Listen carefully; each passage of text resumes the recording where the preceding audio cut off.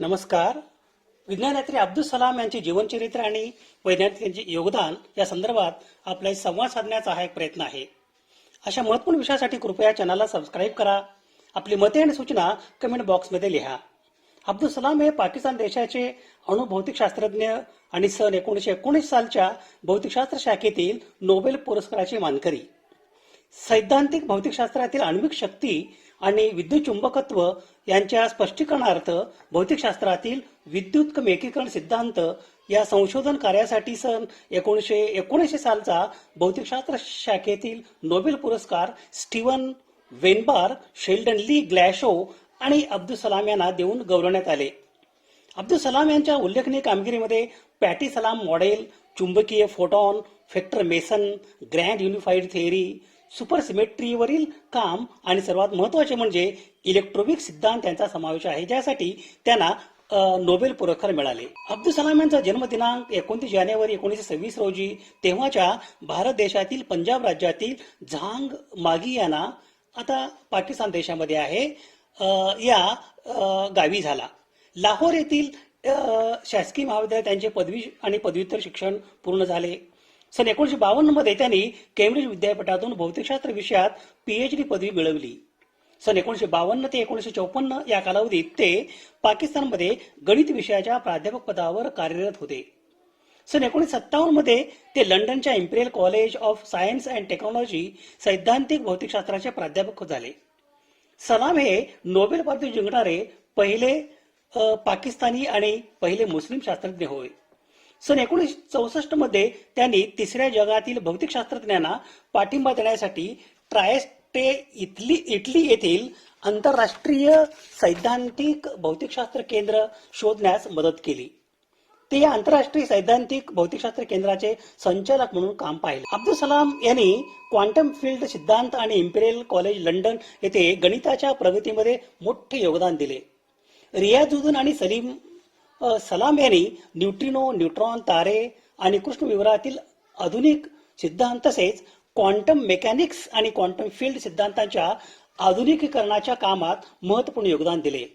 एक शिक्षक आणि विज्ञान प्रवर्तक म्हणून सलाम यांनी राष्ट्रपतींचे मुख्य वैज्ञानिक सल्लागार म्हणून त्यांच्या कार्यकाळात पाकिस्तानमधील गणित आणि सैद्धांतिक भौतिकशास्त्राचे संस्थापक आणि वैज्ञानिक जनक म्हणून स्मरण केले जाते. जागतिक भौतिकशास्त्र समुदायामध्ये पाकिस्तानी भौतिकशास्त्राचा उदयास सलाम यांचा मोठा योगदान आहे. वैज्ञानिक कारकिर्दीच्या सुरुवातीच्या काळात अब्दुल सलाम यांनी क्वांटम इलेक्ट्रोडायनॅमिक्स आणि क्वांटम फील्ड सिद्धांतामध्ये महत्त्वपूर्ण योगदान दिले, ज्यामध्ये कण आणि आण्विक भौतिकशास्त्राचा विस्तार समाविष्ट आहे. पाकिस्तानमधील त्यांच्या कारकिर्दीच्या सुरुवातीच्या काळात सलाम यांना गणिताच्या मालिकेमध्ये आणि भौतिकशास्त्रातील त्यांच्या संबंधामध्ये खूप रस होता. सलाम यांनी अणुभौतिकशास्त्राच्या प्रगतीत प्रभावी भूमिका बजावली होती, परंतु त्यांनी स्वतःला गणित आणि सैद्धांतिक भौतिकशास्त्रासाठी समर्पित केले आणि सैद्धांतिक भौतिकशास्त्रात अधिक संशोधन करण्यासाठी पाकिस्तानकडे लक्ष केंद्रित केले. तथापि त्यांनी आण्विक भौतिकशास्त्र, अणुविखंडन आणि अणुऊर्जा हे भौतिकशास्त्राचा एक नॉन पिनियरिंग भाग मानले, कारण ते आधीच महत्वाचे होते. पाकिस्तानमध्ये सैद्धांतिक भौतिकशास्त्रातील सलाम हे प्रमुख प्रेरक शक्ती होते. अनेक शास्त्रज्ञांसह त्यांनी सैद्धांतिक भौतिकशास्त्रावर त्यांचे कार्य चालू ठेवण्यासाठी प्रभाव आणि प्रोत्साहन दिले. अब्दुल सलाम यांची सैद्धांतिक आणि उच्च ऊर्जा भौतिकशास्त्रातील संशोधनात्मक कारकीर्द होती. अब्दुल सलाम यांनी न्यूट्रिनोच्या सिद्धांतावर काम केले होते, एक मायवी कण जो सन 1930च्या दशकाच्या उल्फगँग पॉली यांनी प्रथम मांडला होता. सलाम यांनी न्यूट्रिनोच्या सिद्धांतामध्ये चिरल सममिती आणली. इलेक्ट्रोनिक परस्पर संवादांच्या सिद्धांतांच्या त्यानंतरच्या विकासामध्ये चिरल सममिती परिचयाने महत्त्वपूर्ण भूमिका बजावली. अब्दुल सलाम यांनी नंतर त्यांचे काम रियाजुद्दीन यांना दिले, ज्यांनी न्यूट्रिनोमध्ये अग्रेसर योगदान दिले. सलाम यांनी स्टँडर्ड मॉडेलच्या सिद्धांताशी प्रचंड प्रमाणात हिग्स बॉसांची ओळख करून दिली, जिथे त्यांनी नंतर प्रोटॉन क्षय होण्याचा अंदाज लावला. सन 1963 मध्ये अब्दुल सलाम यांनी वेक्टर मेसावर त्यांचे सैद्धांतिक कार्य प्रकाशित केले. पेपरमध्ये वेक्टर मेसॉन फोटॉन, वेक्टर इलेक्ट्रोडायनॅमिक्सच्या परस्पर संवादाची ओळख करून दिली आणि परस्पर संवादानंतर व्हेक्टर मेसॉनच्या ज्ञात वस्तुमानाचे पुनरुत्थान सन 1961 मध्ये अब्दुल कलाम यांनी जॉन क्लाइव्ह वॉर्ड सोबत सममिती आणि इलेक्ट्रॉनिक एकीकरणावर काम करण्यास सुरुवात केली. सन 1964 मध्ये अब्दुल कलाम आणि वॉर्ड यांनी कमकुवत आणि इलेक्ट्रोमॅग्नेटिक परस्पर संवादासाठी गेज सिद्धांतावर काम केले. कलाम यांना खात्री होती की सर्व प्राथमिक कण परस्पर संवाद हे खरे तर गेज संवाद आहेत. सन 1968 मध्ये वेनबर्ग आणि शेल्डन ग्लॅशो यांच्यासोबत अब्दुल कलाम यांनी त्यांच्या कामाची गणिती संकल्पना तयार केली. इम्पिरियल कॉलेजमध्ये असताना कलाम यांनी ग्लॅशो आणि जेफ्री गोल्डस्टन यांच्यासोबत गोल्डस्टनचे प्रमेय गणितीय दृष्ट्या सिद्ध केले. त्यानुसार सतत जागतिक सममिती उत्स्फूर्तपणे खंडित झाल्यामुळे वस्तुमानहीन स्पिन शून्य होते. स्पिन शून्य वस्तू सिद्धांतात दिसली पाहिजे. सन 1968 मध्ये कलाम आणि वेनबर्ग यांनी ग्लॅशोच्या शोधात हिग्स यंत्रणा समाविष्ट केली. त्याला इलेक्ट्रोनिक सिद्धांतामध्ये आधुनिक स्वरूप दिले आणि अशा प्रकारे स्टँडर्ड मॉडेलचा अर्धा सिद्धांत मांडला. सन 1968 मध्ये वेनबर्ग आणि शेल्डन ग्लॅशोसह अब्दुल कलाम यांनी शेवटी त्यांच्या कामाची गणिती संकल्पना मांडली. कलाम यांनी सन 1960च्या दशकात Imperial college of science and technology येथे नोबेल पारितोषिकासाठी पात्र संशोधन कार्य केले. त्यांच्या काल्पनिक समीकरणाने विद्युत चुंबकीय बल आणि आण्विक बल यांच्यातील अंतर्निहित संबंध दर्शविला. या संशोधन कार्यातून असे प्रतिपादन केले की कमकुवत शक्ती आतापर्यंत न शोधलेल्या कणाद्वारे कमकुवत व्हेक्टर बेसॉन किंवा डब्ल्यू आणि झेड बोसॉन प्रसारित केली जाणे आवश्यक आहे. वेनबर्ग आणि ग्लॅशो यांनी भिन्न तर्क वापरून समान निष्कर्षापर्यंत पोहोचले. डब्ल्यू आणि झेड बोसॉन यांचे अस्तित्व सन 1983 मध्ये त्यांनी कण प्रवेगक वापरून सत्यापित केले. सन 1961च्या सुरुवातीस कलामने अंतराळ संशोधनात समन्वय साधण्यासाठी पाकिस्तानच्या पहिल्या कार्यकारी संस्थेची पायाभरणी करण्यासाठी अध्यक्ष खान यांची संपर्क साधला. दिनांक 16 सप्टेंबर 1961 रोजी कार्यकारी आदेशानुसार कलाम संस्थापक संचालकासह अवकाश आणि उच्च वातावरण संशोधन आयोगाची स्थापना करण्यात आली.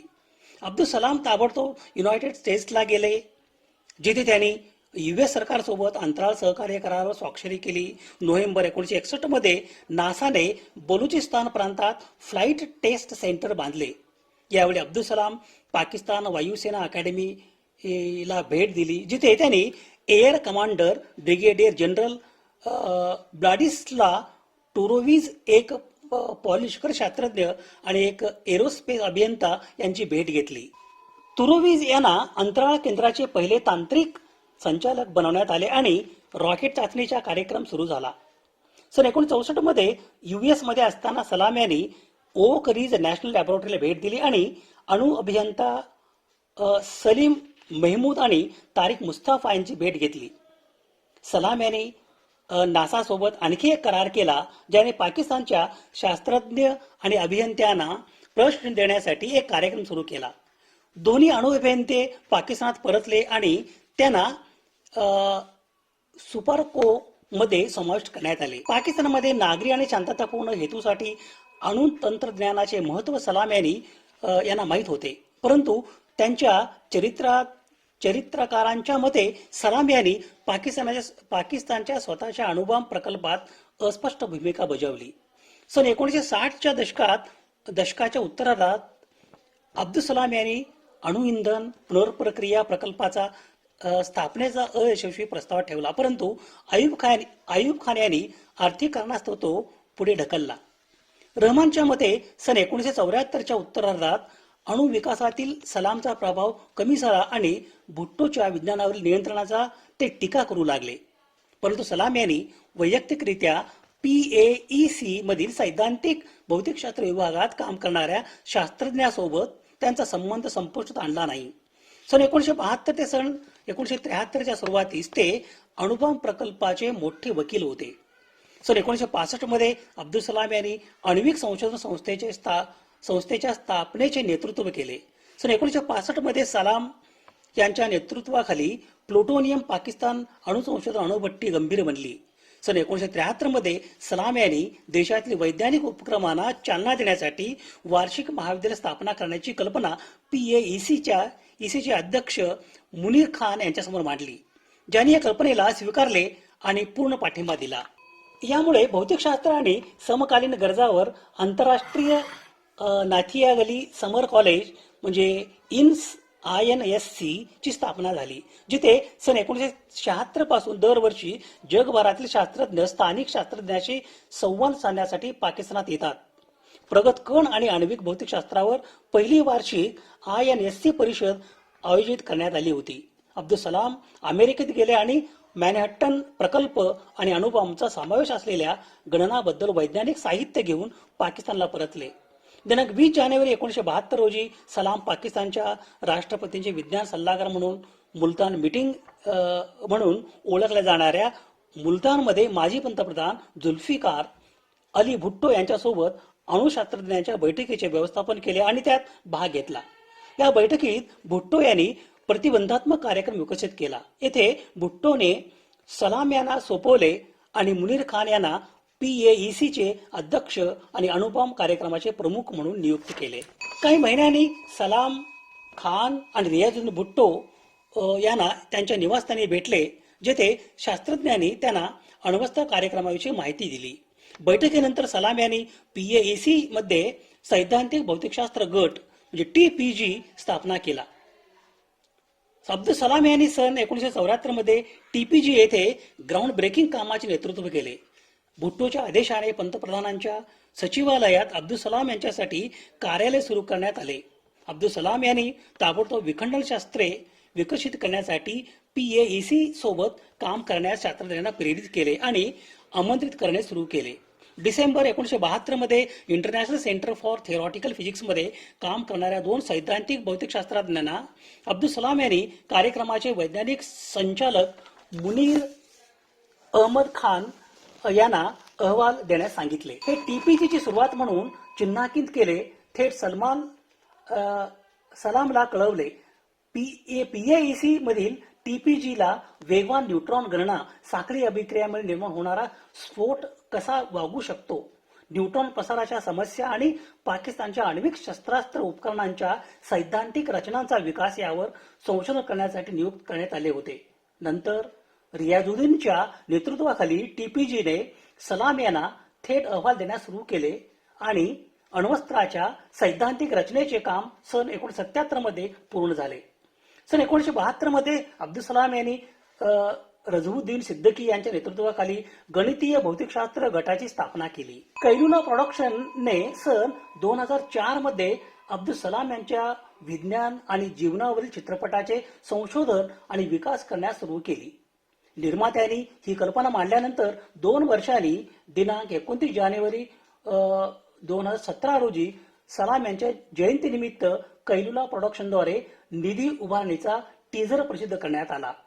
भारतीय अमेरिकन माहितीपट निर्माते आनंद कमलाकर यांनी दिग्दर्शित केलेला Salam the first Nobel prize winner हा चित्रपट सन 2018 मध्ये घोषित करण्यात आला आणि ऑक्टोबर 2011 मध्ये नेटफ्लिक्सवर प्रदर्शित झाला. त्यांच्या प्रेस रिलीजमध्ये अब्दुल सलामची विलक्षण व्यक्तिमत्व, जो केवळ एक उत्कृष्ट शास्त्रज्ञच नव्हता तर एक उदार मानवतावादी आणि एक मौल्यवान व्यक्ती देखील होता, त्याची श्रीमंत आणि व्यस्त व्यक्ती म्हणून वर्णन केले आहे. जीवन हा सममितीचा अंतहीन शोध होता, ज्याचा त्याने भौतिक नियमांच्या विश्वात आणि मानवाच्या जगात पाठपुरावा केला होता.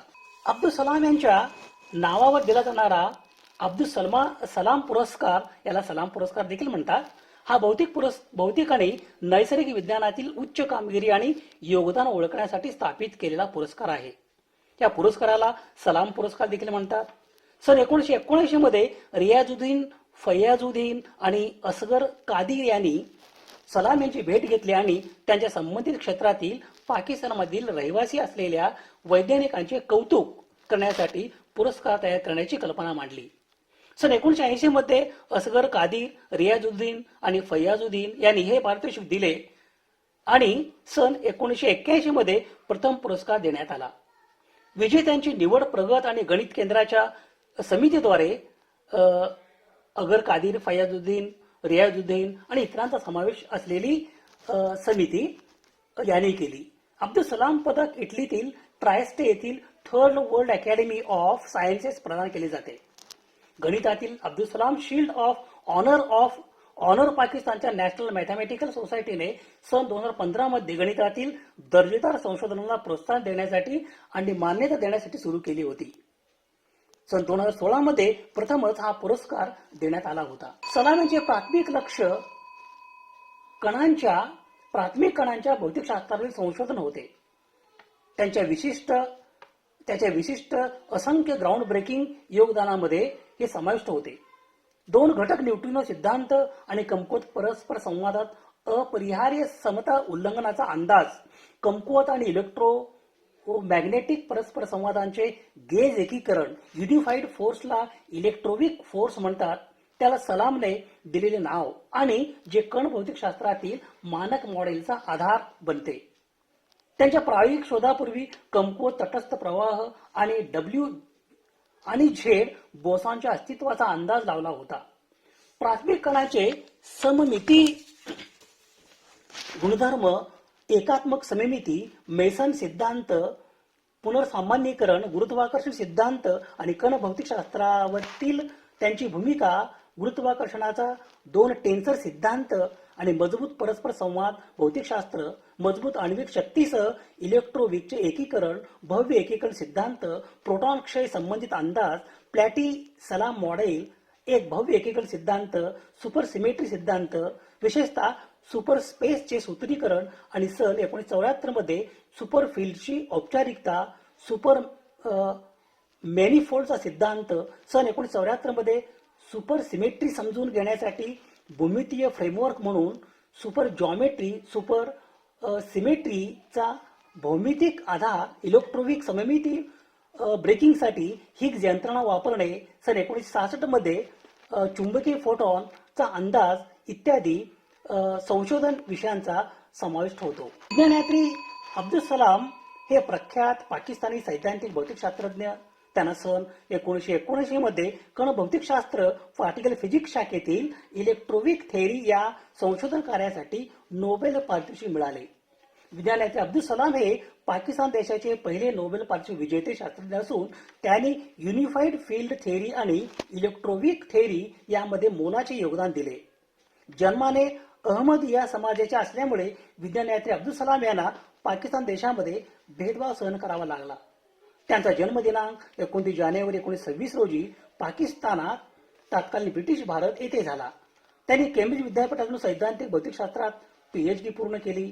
स्टीवन वेनबर्ग, शेल्डन ली ग्लॅशो आणि अब्दुल सलाम यांना सैद्धांतिक भौतिकशास्त्रातील आण्विक शक्ती आणि विद्युत चुंबकत्व यांच्या स्पष्टीकरणार्थ भौतिकशास्त्रातील विद्युतकम एकीकरण सिद्धांत या संशोधन कार्यासाठी सन 1979 सालचा नोबेल पुरस्कार देऊन गौरवण्यात आले.